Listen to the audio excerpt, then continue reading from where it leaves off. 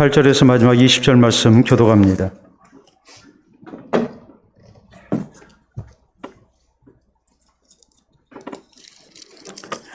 요야긴이 왕이 될 때에 나이가 18세라 예루살렘에서 석 달간 다스리니라. 그의 어머니의 이름은 느우스다요 예루살렘 엘나단의 딸이더라.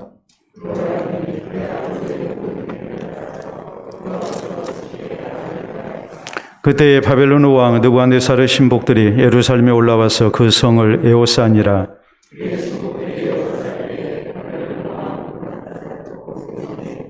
유다의 왕 여호야긴이 그의 어머니와 신복과 지도자들과 내시들과 함께 바벨론 왕에게 나아가매 왕이 잡으니 때는 바벨론 왕 8째 해이라.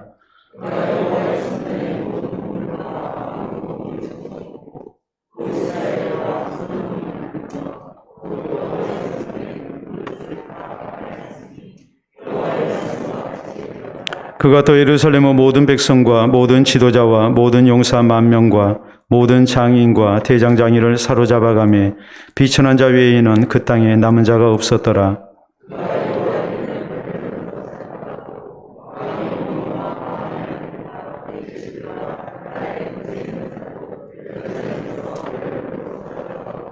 또 용사 7,000명과 장인과 대장장이 1,000명 곧 용감하여 싸움을 할 만한 모든 자들을 바벨론 왕이 바벨론으로 사로잡아가고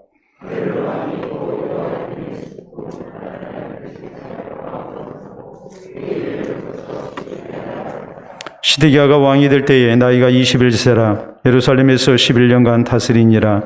그의 어머니의 이름은 하무달이요 림나인 에레미야의 딸이더라.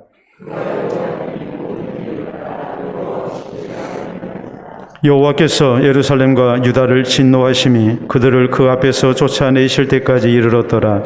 시드기야가 바벨론 왕을 배반하니라. 아멘. 기도와 말씀 받도록 합니다. 하나님 아버지 감사합니다. 오늘 또 한날을 우리가 주님을 묵상하며 또 주께서 베푸신 은혜 가운데 쉼을 얻게 하시고 또 주님 앞에 나와 경배드리기를 힘쓸 수 있도록 은혜 주시니 감사합니다.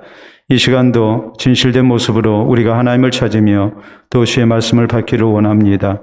부족한 종은 예수 그리스도의 심장으로 해산하는 수고 속에 저희에게 하나님의 말씀을 증거할 수 있도록 도우시고 주의 사랑하는 성도들 이 말씀을 통하여 예수 그리스도의 형상을 이루며 또 주님 닮아가는 삶을 살아갈 수 있도록 인도하여 주시옵소서. 말씀이 우리를 새롭게 하며 또 말씀이 우리를 하나님 앞에 바로 세우는 아름다운 은혜의 놀라운 역사가 나타나도록 하나님 함께해 주시옵기를 원합니다. 이 시간 주 앞에 귀한 예물 드리며 주께서 허락하신 일터에서 수고하여 얻은 것 10회를 드리는 중 또 주님 앞에 감사하고 헌신된 손길이 있도록 해주시오니 감사합니다. 하나님께서 그 모든 수고를 기억하시고 그 정성을 받아주시옵소서. 귀한 예물과 더불어 그 삶을 받으시고 또 허락하신 산업을 받아주시옵소서. 이후로도 하나님의 은혜를 따라 잘 감당하게 하시고 주의 영광 드러내게 하시고 또 재물의 복도 누릴 수 있도록 역사하시고 주의 영광 위하여 귀하게 쓰임받는 삶이 되도록 하나님 함께하여 주시옵소서. 예수님 이름으로 기도하옵나이다. 아멘. 오늘 열왕기하 강의 61번째 시간입니다. 우리나라 조선시대는 모두 27명의 왕이 통치를 했습니다. 그 가운데 마지막 조선시대의 어두운 말기를 우리가 생각하면 26대 왕이 바로 고종입니다. 1863년에 왕위에 올라서 1907년에 이렇게 폐위를 당했습니다. 일제히에서 강제 폐위를 당했죠. 왕으로 재위했던 기간이 무려 43년이나 됩니다. 그러나 나라를 바로 이끌지를 못했습니다. 대한제국의 황제였는데 1910년 황제에서 왕으로 격하가 됩니다. 그리고 이제 27대 왕이 바로 고종의 아들인 순종입니다. 이분이 1907년 고종 황제가 폐위당하고 난 다음에 이제 조선의 마지막 왕으로 이렇게 즉위를 했습니다. 그러다가 나라가 일제히에 망하고 이렇게 한일 병합이 됐을 때에 1910년에 이제 황제의 자리에서 왕으로 격하가 됩니다. 그리고 이제 이어진 왕가는 바로 영친왕이 이제 뒤를 잇게 됩니다. 영친왕 고종의 7번째 아들이었습니다. 그리고 순종의 이복 동생이 되는 사람입니다. 어려서 일본으로 유학을 갔습니다. 일본으로 유학을 간 것은 뭘 배우기 위해서 간 것이 아니라 일제히에서 인질로 잡혀가지고 그래서 일본으로 간 겁니다. 일본으로 가서 거기에서 일본 왕족인 마사코와 이렇게 결혼을 합니다. 우리가 잘 아는 이방자 여사가 바로 이 사람입니다. 이제 1926년에 이 순종이 승하한 후에 이제 왕위에 이 영친왕이 오르게 됩니다. 그래서 영친왕은 이 황제라는 말 혹은 왕이라는 뭐 순종이랄지 이런 이름을 얻지를 못하고 이왕으로 이렇게 통하게 됩니다. 그렇기 때문에 나라가 없는 왕이었죠. 이미 나라는 일제히에서 병합이 됐고, 그리고 이 나라가 없는 상태에서 이제 영친왕이라는, 이왕이라는 이런 이제 이름을 얻었던 왕입니다. 엄격하게 얘기하자면 왕이 아니죠. 우리나라의 참으로 어두운 이 조선시대의 마지막 역사를, 대한제국의 마지막 역사를 우리가 이렇게 살필 때에 참 어쩌면 우리나라가 그렇게까지 망하게 됐나, 이런 안타까움을 우리가 지울 수가 없습니다. 유다의 마지막 왕들을 우리가 놓고 볼 때에 이제 17대 왕이 여호아스 왕입니다. 그리고 18대가 이 여호야김 왕이고, 그 다음에 이제 19대가 여호야긴 왕, 그리고 20대 마지막 왕이 이제 시드기야 왕입니다. 이 왕들이 유다의 이제 마지막 왕이었는데, 이 사람들 가운데 제대로 왕으로서 통치한 사람은 한 사람도 없습니다. 강대국의 압제를 당했습니다. 또 바벨론의 압제를 당하고, 그리고 이제 나라가 망하고 맙니다. 우리가 지난 시간에 18대 여호야김 시대에 대해서 말씀을 살폈습니다. 바벨론에 느부갓네살 왕이 쳐들어왔고, 그래서 이제 전쟁에 패한 가운데 이 바벨론을 섬기게 됐습니다. 그런데 하나님을 섬기고 하나님을 의지하는 대신에 이 바벨론과 이제 서로 이렇게 겨루고 있었던 애굽 편을 들어가지고 애굽 왕을 의지하게 되죠. 바벨론을 잘 섬기겠다고 한 약속을 했지만은 3년 후에 이렇게 애굽 편에 붙어서 바벨론 왕을 배반하니까 느부갓네살 왕이 다시 군대를 이끌고 이제 두 번째로 이렇게 침공을 합니다. 그리고 이제 성경은 이런 모든 일은 하나님에 대한 불신앙 때문에 하나님께서 징벌하신 일이었다.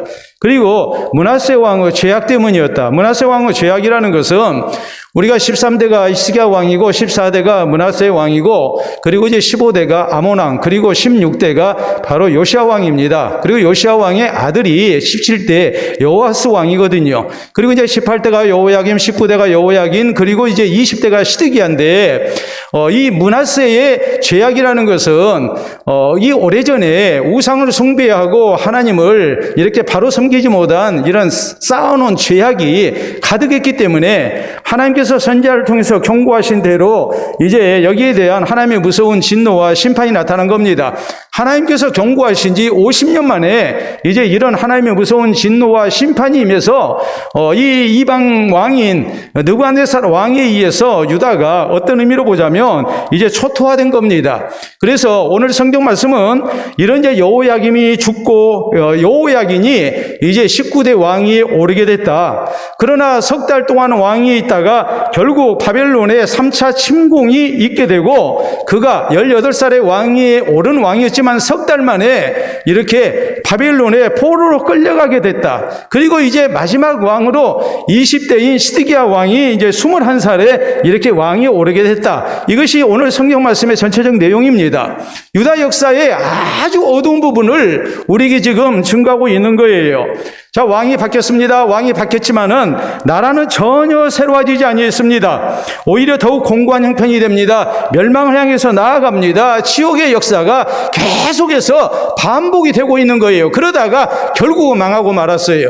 우리가 이것을 보면서 이 역사가 우리에게 무엇을 교훈하는가, 그리고 우리의 신앙 역사에서 이제 하나님께서 사랑하시고 아끼시는 모습이 있어야지 우리가 점점 내리막길로 가는 그런 모습 되지 않도록 우리가 하나님의 말씀을 통해서 통해서 바로 교훈을 받고 또 우리의 신앙이 새로워지지 아니하고는 절대 우리에게 하나님이 주시는 새로운 역사가 있을 수 없다는 것을 우리가 다시 한번 깨달아야 합니다. 자, 오늘 성경 말씀은 먼저 우리에게 이 사실을 강조합니다. 그것은 뭐냐면 다른 사람의 실패를 통해서 전혀 배우지 아니한 결과가 결국 이렇게 어두운 역사를 가져오게 됐다는 사실입니다.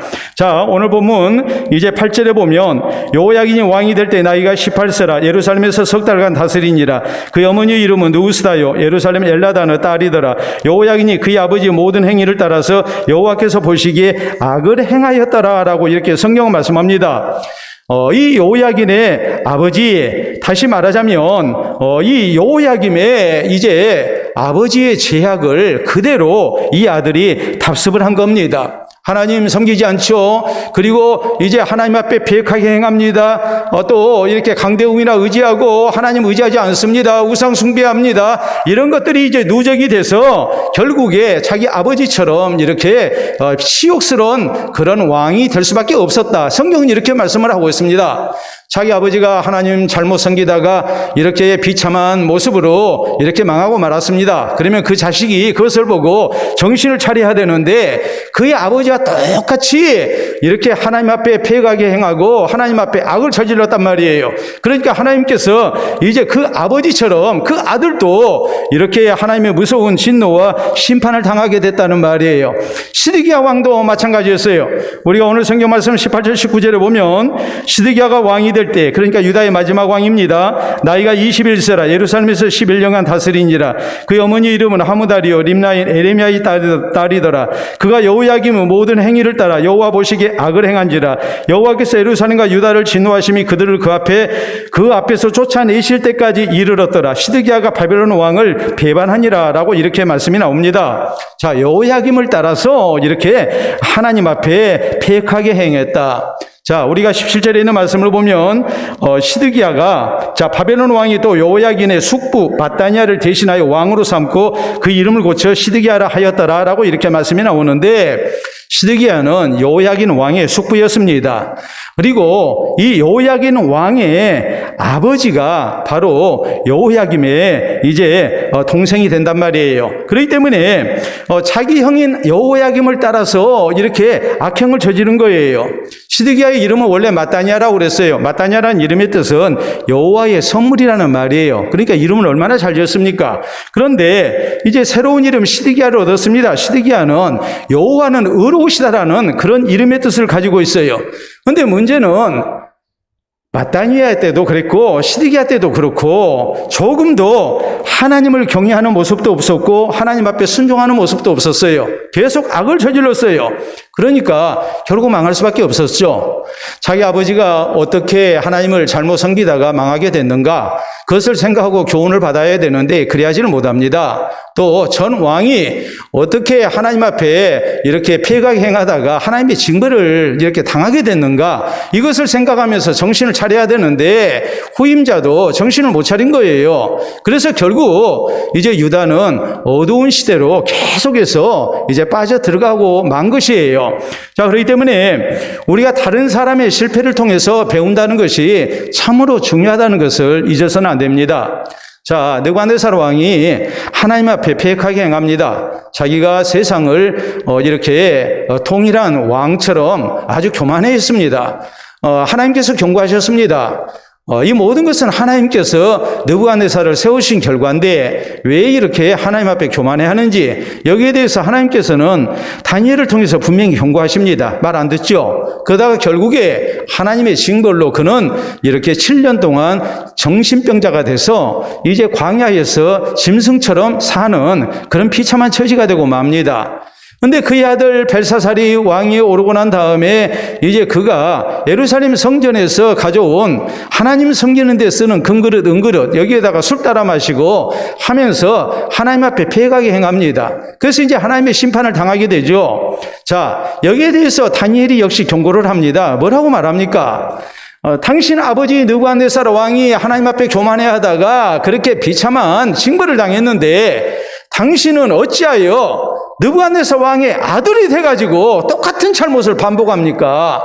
이제 하나님께서 당신에게 무서운 징벌을 내리신다고 했습니다. 그리고 그것이 그날 밤에 현실로 나타나고 벨사살 왕은 적군에 의해서 죽임을 당하고 나라를 빼앗기고 맙니다. 그래서 바벨론이 망했고 이제 페르시아 제국이 일어난단 말이에요. 바사 제국이 일어난단 말이에요.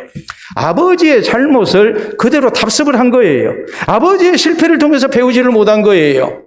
자, 유다에 우시아 왕이 있었습니다. 우시아 왕이 참 괜찮은 왕이었어요. 근데 이 사람이 잘 나가다 보니까 이제 교만해하죠. 교만해한 결과가 어떤 모습으로 나타납니까? 성전에 올라가서 제사장만이 하나님께 할 수 있는 분향하는 일을 자기가 하겠다고 덤빕니다. 대제사장 아사랴가 이제 건장한 제사장들 85명을 이끌고 가로막죠. 왕이요. 이건 왕이 할 바가 아닙니다. 이건 잘못된 겁니다. 하나님이 금하신 일입니다. 그런데 벌컥 화를 내죠. 말 안 듣죠. 그러다가 이마에 나병이 생겼고 당장에 성전에서 쫓겨났고 그 결과로서 그는 별궁에 갇혀서 이렇게 죽을 때까지 나병과 싸우다가 죽어야 했습니다. 하나님의 무서운 진노를 당한 거예요. 그의 아들 요담이 왕이 올랐습니다. 요담은 어떻게 했습니까? 우리가 성경을 보면 요담은 성전에 올라가지 아니했다. 하나님께 예배를 안 드렸다는 말이 아니라 제사장만이 들어갈 수 있는 공간인 성전에 안 들어갔다고 이렇게 성경은 말씀합니다. 내 아버지의 실패를 보고 아들이 배운 거예요. 그렇기 때문에 하나님께서 요담을 사랑하십니다.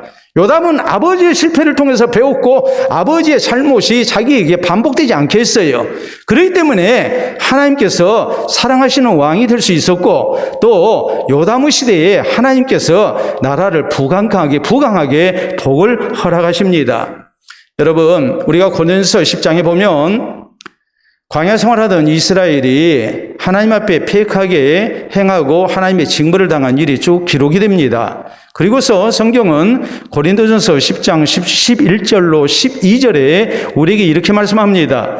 그들에게 일어난 이런 일은 본보기가 되고 또한 말세를 만난 우리를 깨우치게 하여 기록되었느니라. 그런즉 선줄로 생각하는 자는 넘어질까 조심하라. 우리에게 이렇게 말씀을 하시죠. 과거 역사를 통해서 배워야 한다는 말이에요. 왜 과거 역사가 우리에게 있는 것인가? 그 역사를 통해서 무엇이 잘못됐는가를 배우고 그것이 오늘 우리 시대에 반복되지 않도록 하는 그런 깨달음과 지혜가 우리에게 있어야 한다는 말이에요. 그것 때문에 성경에 광야 이스라엘의 실패에 대해서 이렇게 기록을 하고 있는 것이다라고 우리에게 강조를 하고 있는 겁니다. 자, 역사 시험에서 이런 문제가 나왔습니다. 자, 한번 보도록 합니다. 여러분, 시험 문제를 보면 1896년에 무엇이 끝났나 그랬어요. 자, 우리나라 한국사에 대한 시험 문제입니다. 1896년은 무엇이 끝난 시대였는가? 이때는 조선시대가 끝난 때입니다. 이때부터 조선의 국호는 대한제국으로 바뀌었습니다. 그런데 뭐라고 썼어요? 1895년. 이건 공부 안 한 학생의 대답이죠. 역사를 통해서 전혀 배우지를 못한 거예요. 왜 우리나라 역사가 조선이 이름을 대한제국으로 바뀌었는가? 왜 1896년에 대한제국이라는 국호로 새 출발을 하게 됐는가? 나라의 국운이 기울고 외세 침략에 의해서 참으로 어려운 그런 시대에 우리나라도 대외적으로 제국이라는 칭호를 사용하고 왕을 황제로 만들고 해서 뭔가 좀 허세를 좀 부려보려고 했던 시대가 바로 1896년이거든요.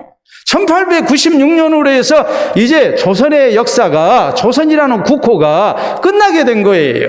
근데 그걸 배우지를 못하고 그저 1895년이 끝났다고 이렇게 대답을 하면 저걸 재치 있는 대답이라고 해야 되겠습니까? 아니면 역사 공부 지도군이 안 했구나 이렇게 평가를 해야 되겠습니까? 절대 맞는 답이 아니죠. 군대에서 이런 말이 있습니다. 훈련을 할 때 숙달된 조교로부터 시범을 보이겠다고 그래요. 조교를 통해서 이제 바른 시범을 배우게 된 겁니다. 제시훈련이랄지 총검술이랄지 사격이랄지 이런 것에 대해서 군인으로서의 기초훈련을 숙달된 조교가 시범을 보여요. 그리고 그 조교의 시범을 따라서 따라하는 가운데 이제 군인으로서의 훈련을 받는 거예요. 군인으로서의 모습을 갖춰가는 거예요. 그런데 이런 말도 있어요. 숙달된 조교의 시범만 교육이 아니에요. 오시범도 교육이라고 얘기를 해요. 50억이면 뭐겠습니까? 잘못된 모습들.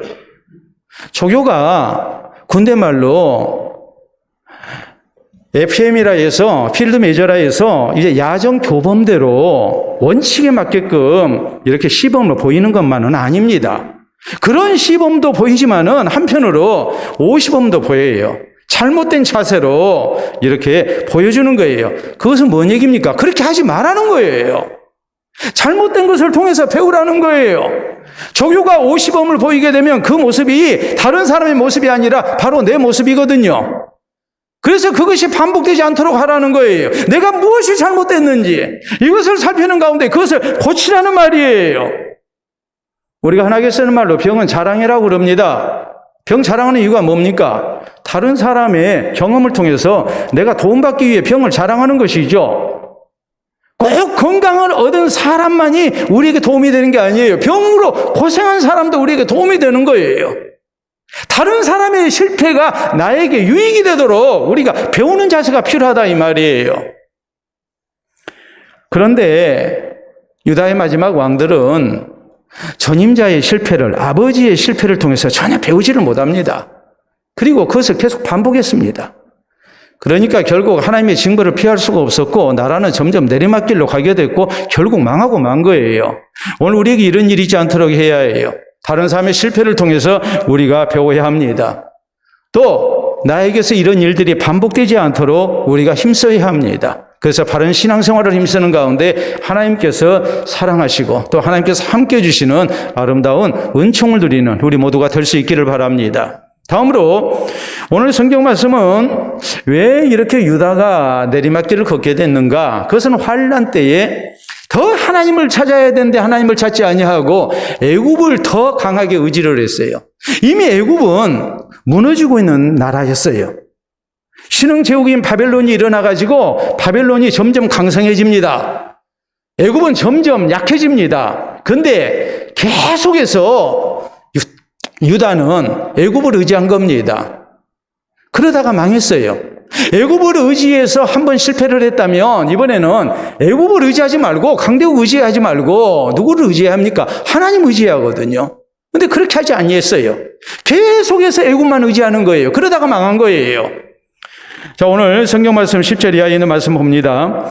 그때 바벨론 왕 느부갓네살의 신복들이 예루살렘에 올라와서 그 성을 에워싸니라. 그의 신복들이 에워쌀 때에 바벨론 왕 느부갓네살도 그 성에 이르니 유다의 왕 여호야긴이 그의 어머니와 신복과 지도자들과 내시들과 함께 바벨론 왕에게 나아가며 왕이 잡으니 이때는 바벨론의 왕 8째 해이라라고 이렇게 말씀을 합니다. 자, 그래서 13절에 그가 여호와의 성전의 모든 보물과 왕궁 보물을 집어내고 또 이스라엘 왕 솔로몬이 만든 것 곧 여호와의 성전의 금그릇을 다 파괴하였으니 여호와의 말씀과 같이 되었더라라고 이렇게 이제 증거가 되죠. 하나님께서 이사야를 통해서 혹은 에레미야 선지자를 통해서 이제 경고한 대로 바벨론 왕이 쳐들어와서 이렇게 유다를 완전히 걷어를 내는 겁니다.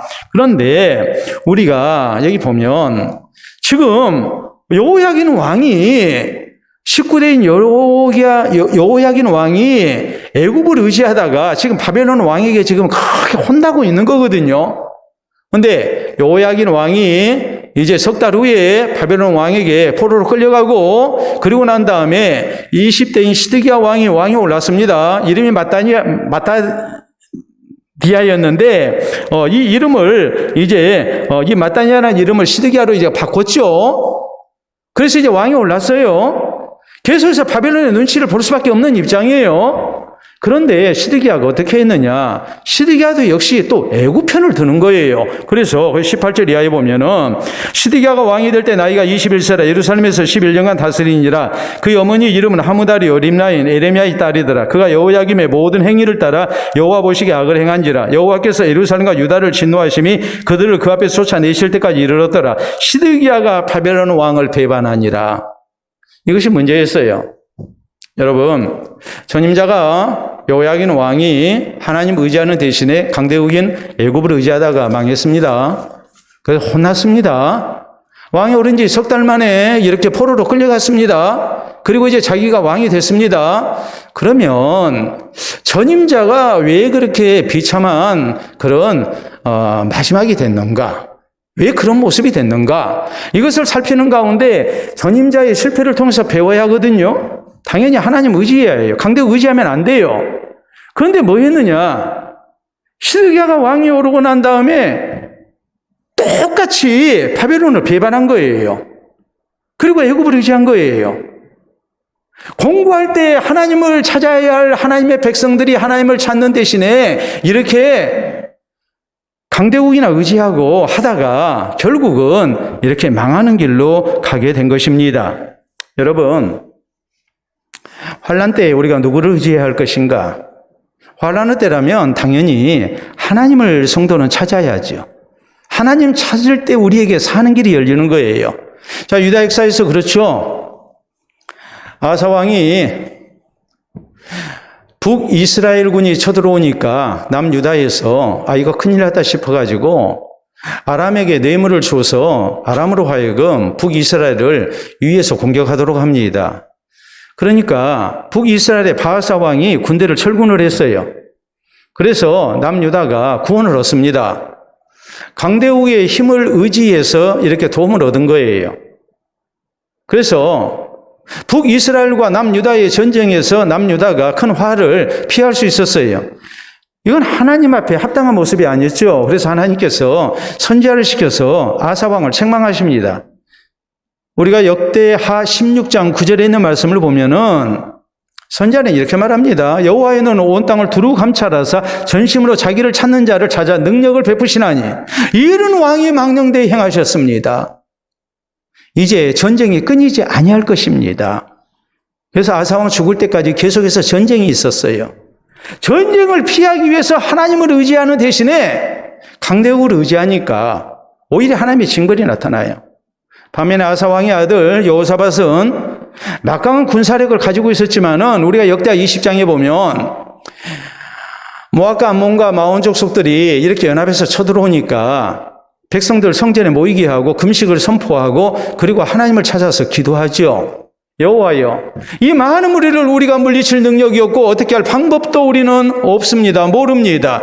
우리는 오직 주만 바라봅니다라고 하나님을 찾습니다. 그러니까 하나님께서 함께 하시고 유다를 구원해 주셨어요. 어려울 때에 하나님을 의지하는 것이 우리에게 참으로 복되다는 것을 우리가 알아야 한단 말이에요. 여러분, 우리 성도는 본능적으로 어려운 일을 만나면 당연히 누구를 찾아야 하냐면 하나님을 찾아야 해요. 하나님을 찾는 대신에 우리가 세상 것을 의지하게 되면 하나님께서 기뻐하시지 않아요. 그리고 결과가 좋을 수가 없어요. 자, 여러분 한번 여기 보도록 합니다. 여러분 사진을 보시게 되면 저런 풀이 있어요. 저 풀이 뭐 어떤 풀인지 아시는 분? 예. 뭐요? 금전초? 제가 금전초라는 말은 모르겠고 또 다른 말로 뭐라고 그럽니까? 금전초인지 제가 알고 있는 이름과 같은지 제가 이제 예배 끝나고 난 다음에 한번 찾아보도록 하겠습니다. 제가 처음 들은 이름이기 때문에 병풀입니다. 병풀. 병풀 들어보셨어요? 예, 들어보신 분이 있어요. 저 병풀은 뭐냐 했을 때 일명 호랑이 풀이라고 얘기를 해요. 호랑이 풀. 왜 호랑이 풀이라는 이런 이름이 붙었을까요? 그것은 다름이 아니고 저게 미나리과의 여러 살이 해풀인데 이것이 병을 치료하는데 효험이 있는 풀이에요. 특히 피부 상처 치료에 아주 탁월한 효과가 있어요. 호랑이가 상처가 나면 저 병풀밭에서 이제 뒹굽니다. 그래서 이 풀에서 난 즙이 상처에 닿아가지고 상처를 치료받아요. 그래서 호랑이 풀이라고 얘기를 하는 거예요. 병을 고치는 풀이라 해서 병풀. 그리고 호랑이도 이것을 찾기 때문에 호랑이 풀이라고 얘기를 하는 거예요. 이것은 우리가 상처난 데에 쓰는 마데카솔이라는 연고가 있죠. 마데카솔이라는 연고의 원료가 되는 풀입니다. 이제 이해가 되시겠죠? 또 항알레르기에 그런 효과가 있고 두피 건강에 혈관 건강을 개선하는데 또 신경 안정에 탁월한 효과가 있는 그런 병풀입니다. 그래서 특용작물로 많이 재배를 하고 여러 가지로 활용을 합니다. 의약품 외에 여러 가지로 활용을 해요. 자, 어떻게 활용을 하는지 우리가 한번 보도록 하겠습니다. 자, 이 병풀 사용처. 저건 페스토라에서 일종의 소스죠. 잼처럼 발라서 먹습니다. 또 다음 보면 저것은 장아찌입니다. 병풀 장아찌. 또 다음 보게 되면 저건 병풀 오징어 무침이에요. 오징어 회무침. 또 다음 사진을 보시게 되면 저건 병풀 송편입니다. 다음 보도록 할까요? 저것은 병풀 비빔밥. 또 다음 보면 저건 병풀 소스입니다. 수프예요. 또 다음 사진을 보시게 되면 저건 바로 병풀 파스타예요. 그 외에 병풀 팩도 나오고 굉장히 다양하게 지금 쓰이고 있어요. 호랑이가 상처를 입으면 본능적으로 병풀을 찾아요. 그래서 호랑이 풀이라고 그러는 거예요. 여러분, 우리가 어려운 일을 당하면 우리는 본능적으로 신앙적인 본능 속에서 누구를 찾아야 하는가? 하나님을 찾아야 해요. 이게 성도의 마땅한 자세예요. 욥기 36장 13절에 보면 성경은 이렇게 우리에게 경고합니다. 마음이 경건하지 아니한 자들은 분노를 쌓으며 하나님이 속박할지라도 도움을 구하지 아니한다 그랬어요. 하나님 앞에 바로 살지 못한 사람들, 마음이 경건하지 아니한 사람들, 우리의 생사복의 주인 되신 하나님께서 나를 속박하세요. 여러 가지 불편한 일을 당하게 하고 내가 너무나도 힘들게 해요. 그러면 우리는 마땅히 누구를 찾아야 하는가? 하나님을 찾아서 도움을 구해야 되는데 세상 것은 찾아도 하나님은 찾지를 않습니다. 이런 사람을 성경은 뭐라고 말씀하시는가? 경건치 못한 사람들이다. 하나님 바로 섬기는 사람이 아니고 하나님 은혜를 받을 수 없는 사람이라고 성경은 이렇게 경고하십니다. 반면에 시편 50편 15절은 우리에게 말씀하지요. 환난 날에 나를 부르라. 내가 너를 건지리니 내가 나를 영화롭게 하리로다. 하나님께서 약속하시거든요. 우리 성도가 환난을 만나면 마땅히 하나님을 찾아야 해요. 그럴 때 하나님의 구원을 우리가 덧입게 되고 하나님을 찬양하는 백성이 될 수가 있는 거예요. 유다의 마지막 어두운 시기를 놓고 보면 전임자의 실패를 자꾸 반복합니다. 거기에다가 하나님께서 저희를 징벌하시면 뭐 해야 합니까? 하나님을 찾아야 해요. 그런데 하나님을 찾지를 않고 계속해서 강대국을 의지하는 거예요. 그러다가 결국 망하고 만 거예요. 오늘 우리의 삶 속에서 여러 가지로 불편한 일이 있고 힘든 일을 만나게 될 때 우리는 내 신앙생활을 다시 한번 돌아보면서 오직 하나님께만 소망 두고 하나님을 찾는 성도가 돼야 됩니다. 그래서 하나님께서 오늘 우리의 삶 속에서 역사하시고 또 우리를 구원하시고 또 선한 길로 인도하시는 이런 은총을 우리가 허락받을 수 있기를 바랍니다. 자, 세 번째, 오늘 성경 말씀은 유다가 이렇게 바벨론에 의해서 침공을 당하고 그래서 이제 많은 백성들이 포로로 끌려가게 됐다라는 사실을 특별히 기술을 하고 있어요. 자, 14절 이하 말씀 봅니다. 그가 또 예루살렘의 모든 백성과 모든 지도자와 모든 용사 10,000명과 모든 장인과 대장장이를 사로잡아가며 비천한 자 외에는 그 땅에 남은 자가 없었더라. 자, 여기 모든 장인, 대장장이 이런 사람들 기술자죠. 모든 용사 10,000명, 또 모든 지도자 이런 내용을 우리가 보면은 유다가 다시 재기할 수 없도록 나라를 유지하는 데 있어서 아주 중요한 인물들을 다 잡아갔다는 말이에요. 많은 백성 잡아갔어요. 거기에다가 지도자들 잡아갔어요. 그리고 용사들 10,000명 잡아갔어요. 또 많은 장인들을 잡아갔어요. 기술자들을. 대장장이를 잡아갔어요. 대장장이가 있어야 농기구도 만들고 또 병기도 만들죠. 근데 이렇게 대장장이를 잡아가 버렸어요. 그래서 유다가 다시 반역을 못하도록 일어서지 못하도록 그렇게 유다를 완전히 이렇게 초토화시킨 겁니다. 그리고 성경은 말씀합니다. 그 땅에 남은 자가 없었더라. 그가 여호야긴을 바벨론으로 사로잡아가고 왕 어머니와 왕의 아내들과 내시들과 나라의 권세 있는 자도 예루살렘에서 바벨론으로 사로잡아가고 또 용사 7,000명과 장인과 대장장이 1,000명 곧 용감하여 싸움을 할 만한 모든 자들을 바벨론 왕이 바벨론으로 사로잡아가고 바벨론 왕이 또 여호야긴의 숙부 마따니아를 대신하여 왕으로 삼고 그 이름을 고쳐 시드기야라 하였더라 라고 이렇게 말씀을 해서 왕을 비롯해서 왕족과 귀족과 지도자급의 그런 사람들 또 용사들 기술자들 이런 사람들이 다 끌려갔다 포로로. 그래서 나라를 지킬 만한 사람이 전혀 남아있지 아니했고 나라를 재건할 수 있는 여지가 없게 만들어버렸다. 이것이 느부갓네살이 유다가 자꾸 바벨론을 반역하니까 이렇게 유다를 완전히 초토화시킨 그런 무서운 징벌이었다. 이렇게 말씀을 합니다. 자, 결론적으로 우리가 얘기하자면 포로로 끌려가지 않은 사람들은 어떤 사람들일까요? 잘난 사람들이 아니에요. 잘난 사람들은 다 왕부터 시작해서 왕족, 귀족, 용사들, 기술자들 다 끌려갔어요. 그리고 남은 사람들은 말 그대로 비천한 사람들만 남았어요. 그전에는 비천한 내 인생을 참 힘들다고 생각을 했을 거예요. 잘난 인생들 보고 부러워했을 거예요. 그런데 나라가 이렇게 망하게 되면서 잘난 사람들은 다 포로로 끌려가고 죽임당하고 비천한 사람들, 못 배우고 가진 것 없는 사람들, 신분이 천한 사람들 이런 사람들은 남게 됐단 말이에요. 그리고 성경은 또 뭐라고 말씀하는가? 이 비천한 자들에게 포도원 나눠주고 그래서 이 사람들은 일거에 신세가 편 겁니다. 우리가 역대기에 기록된 성경을 보면 그렇게 설명을 하고 있거든요.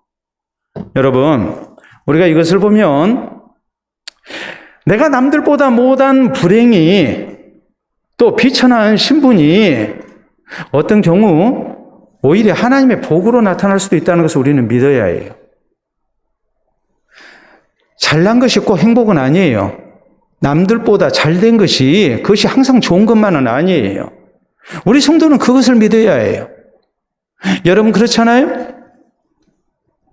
예를 들어서 모세가 나이 40세에 애굽의 왕자로서 자기 민족의 구원자 되기를 원합니다. 근데 그는 실패했습니다. 그리고 나이 80세 스스로 생각해도 아무것도 남아있는 것이 없는 그런 비천한 처지가 됐을 때 그는 하나님의 손에 붙들려서 귀하게 쓰임받습니다. 내가 뭔가를 가지고 내가 뭔가를 해볼 만한 실력이 있다고 생각됐을 때는 그는 실패했어요. 왜냐하면 하나님을 의지하지 아니했기 때문에. 그러나 그가 철저하게 실패하고 가진 것이 없는 비천한 처지가 됐을 때 하나님께서 그를 부르십니다. 그를 통해서 하나님의 아름다운 역사를 나타내신 거예요. 우리 예수님이 들려주신 비유 가운데 누가복음 15장에 집 나간 아들의 비유가 나옵니다. 여러분, 이 아들이 타국에 가서 만약에 성공했다면 그는 집으로 안 돌아왔을 것입니다. 그러나 가진 재산 다 허비하고 그는 철저하게 실패해서 말 그대로 거지가 돼서 돌아온 겁니다. 실패했기 때문에 돌아온 거예요. 우리가 하나님 앞에 돌아온 것이 마찬가지예요. 내 인생이 잘 나가고 내가 남들보다도 더 성공하고 남들보다 더 앞서가고 그런다면 우리는 하나님 앞에 진실된 모습으로 돌아오기가 쉽지 않을 거예요. 그러나 우리에게 뭔가 부족이 있기 때문에 우리가 하나님을 찾는 거예요. 하나님 의지하는 거예요. 이것을 우리가 하나님의 은혜로 알아야 해요. 사도 바울이 육체의 가시를 하나님의 은혜로 알았듯이 그 육체의 가시 때문에 그가 신실한 하나님의 일꾼으로서 쓰임받을 수 있었던 것과 마찬가지로 오늘 내가 내 인생을 놓고 볼 때 남들보다 못한 조건이 오히려 하나님의 은총을 누릴 수 있는 조건이 될 수 있다는 것을 우리는 믿어야 합니다. 여러분, 옛말에 그런 말이 있지 않습니까? 잘난 나무가 산을 지킵니까? 못난 나무가 산을 지킵니까? 잘난 나무가 산을 지켜요? 못난 나무가 산을 지켜요? 못난 나무가 산을 지킨다고 얘기를 해요. 잘난 나무, 곱게 자라고 아주 제목으로 쓰기에 좋은 나무는 목수가 베버리죠. 못난 나무가 산을 지키는 거예요. 마찬가지예요. 오늘 나의 인생의 못난 부분이 나를 하나님의 백성 되게 하는 거예요. 그것 때문에 내가 하나님을 찾고 하나님을 의지하고 하나님을 향한 신앙으로 살고 있는 거예요. 내게 아무런 부족이 없다면 내가 과연 오늘 저녁에 이 자리에 있을 사람인가? 내게 모든 것에 완벽하게 부족이 없다면 우리는 하나님을 섬기되 형식적으로 섬길 거예요. 하나님을 향한 진실과 간절함이 없을 거예요. 하나님께 기도하는 법도 없을 거예요. 그러나 내 인생에 약점이 있고 나에게 실패가 있었기 때문에 결핍이 있기 때문에 우리가 하나님을 의지하고 사는 겁니다. 신앙으로 살기를 우리가 힘쓰는 겁니다. 오늘 나에게 있어서 남들보다 더 못한 인생 조건이 오히려 나를 하나님의 백성으로 있게 하는 하나님의 섭리고 은혜라고 우리는 믿어야 합니다. 그리고 좋지 못한 환경 가운데서도 우리는 하나님 앞에 감사할 줄 아는 성도가 되어야 합니다. 자, 재미있는 사진 가운데 이런 사진이 있습니다. 보도록 하겠습니다. 누가 좀 읽어보세요. 학생들 등교하는데 이 학생들이 머리를 잘 묶지 않으니까 선생님 가운데 한 분이 팻말을 들고 이제 교문 앞에 서 있는 겁니다. 머리 있을 때 묶어. 근데 저 선생님 머리는 대머리입니다. 과거에 나 머리 있었습니다. 근데 나이 들어가면서 머리가 빠지고 대머리가 됐습니다. 제자들 보니까 머리 묶지 않고 그렇게 다니는 것을 보니까 안타까운 마음이 들어서 선생님이 머리 있을 때 묶어 하고서 이렇게 이제 선도를 하고 있는 거예요. 내 경험을 통해서 제자들을 바른 길로 인도하고 싶은 선생님의 마음을 우리가 느낄 수가 있죠. 여러분, 오늘 성경 말씀에 나와 있는 여호야긴 왕이랄지 혹은 시드기야 왕 이런 사람들이 오늘 우리를 만난다면 우리한테 무엇을 얘기해 줄 것 같습니까? 이 사람들은 하나님을 바로 섬기지 아니하다가 실패한 왕들입니다.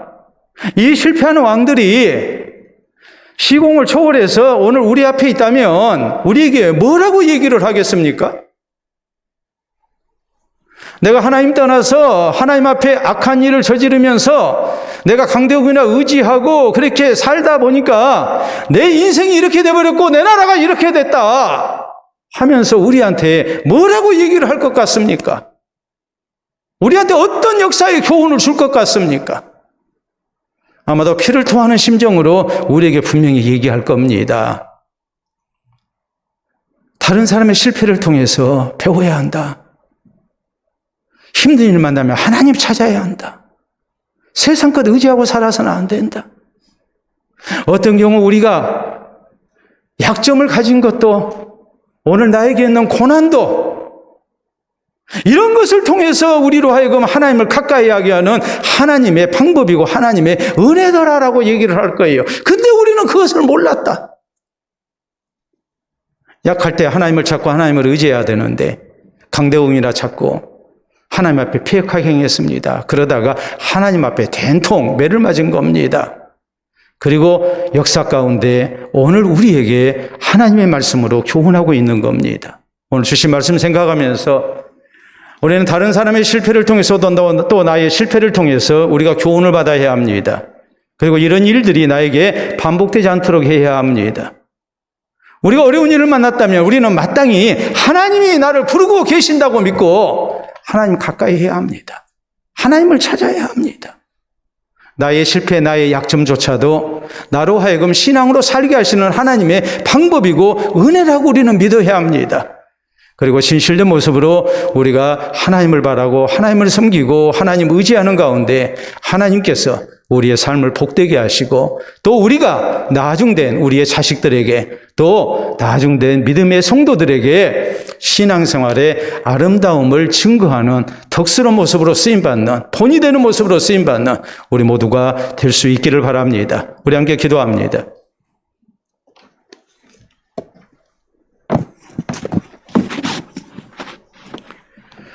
오늘 하나님께서 우리에게 주신 말씀을 따라 우리의 신앙생활이 보다 더 좋아지는 방향으로 나가야 하지 않겠습니까?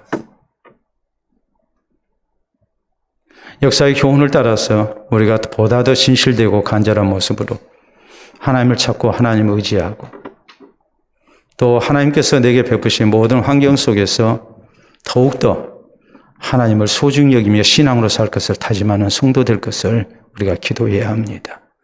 그래서 우리 하나님 앞에 바른 신앙생활을 힘쓰고 하나님의 사랑과 하나님의 선한 인도를 허락받는 주의 백성 될 것을 우리가 주님 앞에 기도로 다짐할 수 있기를 바랍니다.